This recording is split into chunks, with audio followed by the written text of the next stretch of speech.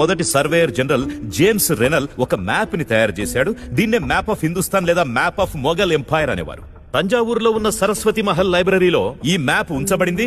ఇందులో భారతదేశాన్ని శ్రీలంకను కలిపే వంతెనను రామసేతు అని పేర్కొన్నారు. ఇదే మ్యాప్ ని 1804 వెర్షన్ లో జేమ్స్ రెనలే రామసేతు పేరు తీసేసి ఆడమ్స్ బ్రిడ్జ్ గా మార్చాడు. రామసేతు అకస్మాత్తుగా ఆడమ్స్ బ్రిడ్జ్ గా మారిపోయింది. ఈ విధంగా ఆంగ్లేయుల ద్వారా భారతదేశ చరిత్రను యూరోసెంట్రిక్ గా మార్చే కుట్ర జరిగింది. ఈ విధంగా శ్రీరామ చరిత్రను చెరిపేందుకు వ్యూహం రచించారు. వాల్మీకి నుంచి మొదలుకొని తరతరాలుగా నేటి వరకు ప్రతి భారతీయ మాతృమూర్తి, ప్రతి అమ్మమ్మ, నానమ్మ తమ పిల్లలకు రామసేతును శ్రీరాముడే నిర్మించాడని ఉగ్గుపాలతో బోధిస్తారు.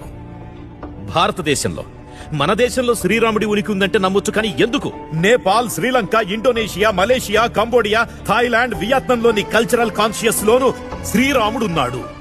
ఎందుకు బుద్ధిజం, జైనిజం, సిక్కిజంలో కూడా రామాయణం ఉంది?